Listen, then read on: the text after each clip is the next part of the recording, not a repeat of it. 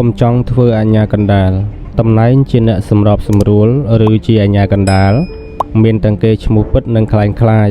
បើមិនមានបារមីល្មមគ្រប់គ្រាន់នោះទេសូមកុំចេញមុខទៅទទួលមុខងារនេះជាដាច់ខាតបើមិនដូច្នោះទេរឿងអាចនឹងទៅជាស្មុគស្មាញលើសដើមទូនាទីអ្នកសម្របសម្រួលជាទូនាទីមួយសំខាន់គួរសមដែរនៅក្នុងសង្គមមនុស្សព្រោះនៅពេលមានអ្នកមានទូនាទីជាអ្នកសម្របសម្រួលករណីវិវាទអាចស្រាកស្រានមួយកម្រិតជួយកាត់បន្ថយភាពតានតឹងធ្វើឲ្យបញ្ហាត្រូវបានដោះស្រាយក្នុងកម្រិតមួយយ៉ាងអន់ណាស់ក៏មើលពីសំបកក្រៅទៅអាចជួយរក្សានូវភាពស្ងប់សុខបានគួរសមដែរអ្នកសម្របសម្រួលមានតួនាទីសំខាន់ជួយដោះស្រាយស្ថានភាពដែលតានតឹងឬបន្ទាន់បើទទួលបានជោគជ័យតែងទទួលបាននូវការកោតសរសើរឬការគោរពពីមនុស្សទូទៅទោះជាគោលករណីមិនសូវជាពេញចិត្តឬមិនព្រមទទួលណាស់ណាក៏ដោយហេតុនេះទើបមនុស្សមួយក្រុមចូលចិត្តស្ម័គ្រធ្វើជាអ្នកសម្របសម្រួលនៅពេលឃើញមានរឿងរ៉ាវអ្វីគេតែងស្ម័គ្រចូលមកទទួលទូនាទីភ្លាមដោយគ្មានរិទ្ធិអ្វីឡើយកញ្ជ្រោងចាស់សូមឲ្យគិតពិចារណារឿងរ៉ាវជាមុនសិនទើបជាការប្រសើរមុនដំបូងតើយើងយល់ពីមូលហេតុដើមហេតុនៃទំនាស់យល់ពីគោលជំហរនិងតម្រូវការរបស់ភាគីទាំងពីរច្បាស់លាស់ហើយឬនៅនិងតើយល់ពីចរិតនិស្ស័យរបស់ពួកគេបានច្បាស់ប៉ុណ្ណាហើយតើយើងរក្សាភាពអព្យាក្រឹតបានកម្រិតណា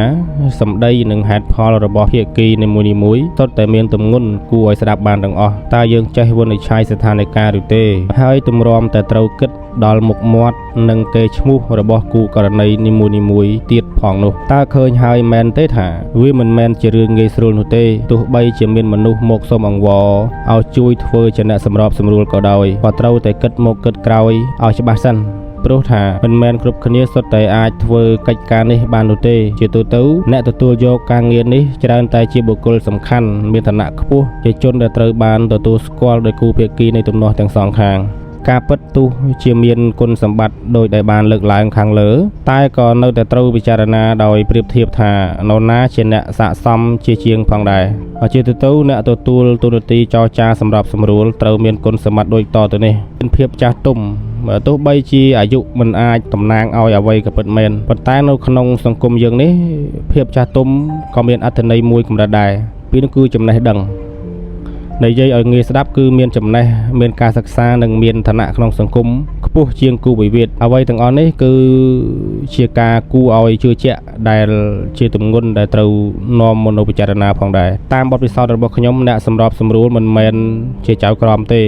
ចៅក្រមមានទូនាទីកាត់ក្តីថានរណាត្រូវនរណាខុសយ៉ាងដូចម្ដេចប៉ុន្តែទូនាទីរបស់អ្នកសម្របសម្រួលគឺជួយឲ្យគូករណីទាំងពីរសម្របសម្រួលអត់ឱនឲ្យគ្នាឯរឿងនរណាត្រូវនរណាខុសមិនមែនជារឿងសំខាន់ទេហើយហេតុផលរបស់អ្នកសម្របសម្រួលទោះជាអយុត្តិធម៌ឬមួយមិនយុត្តិធម៌ក៏មិនមែនជាប្រការសំខាន់អ្វីដែរការធ្វើជាអ្នកសម្របសម្រួលមិនមានគោលការណ៍ជាក់លាក់ទេមុខមាត់កិត្តិយសរបស់អ្នកសម្របសម្រួលជារឿងមួយដែលគូវិវាទគិតទៅដល់ហើយគិតថាគេលះបង់ល្មមគ្រប់គ្រាន់ឬទេមានលក្ខខណ្ឌដោះដូរដែលទទួលបានឬទេប្រការដែលសំខាន់គឺអ្នកសម្របសម្រួលគ្មានបារមីល្មមគ្រប់គ្រាន់ទេទោះបីជាយុត្តិធម៌ក៏គ្មាននរណាស្ដាប់និងចាប់អារម្មណ៍ដែរព្រោះហេតុនេះហើយបើឃើញនរណាកំពុងវាយគ្នាបើគិតថាមិនមែនជាការងាររបស់ខ្លួនទេចូលប្រញាប់កិច្ចឲ្យបានឆាប់ប្រយ័ត្នសួយនាំរឿងក្តៅក្រហាយមកដាក់ខ្លួនដូចជាគេនិយាយថាសាច់មិនបានស៊ីស្បែកមិនបានពាក់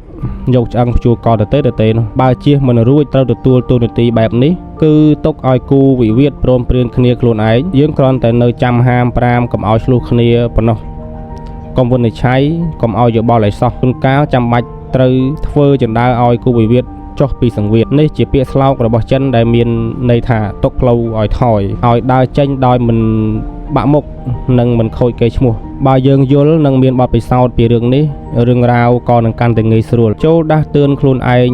ជាប់ចំណិចថាកុំប្រឹងជ្រៀតខ្លួនចូលទៅធ្វើជាអាញាកណ្ដាលតែកុំគិតយកវិធីរបស់ខ្លួនទៅសម្របសម្រួលឬគួរតែឈប់រវើរវាយពីរឿងនេះតទៅទៀតព្រោះមានតែធ្វើរឿងរ៉ាវកាន់តែស្មុគស្មាញច្របូកច្របល់ខ្លាំងឡើងប្រៀបដូចជាចាប់ចៃដាក់ក្បាលអញ្ចឹងយើងអាចមើលឃើញទំនាស់លើឆាកអន្តរជាតិមានប្រទេសធំដូចជាអាមេរិកអាចចេញមុខមាត់ធ្វើជាអ្នកសម្របសម្រួលគេឯប្រទេសតូចៗគឺមានសិទ្ធិត្រឹមតែឈរមើលប៉ុណ្ណោះ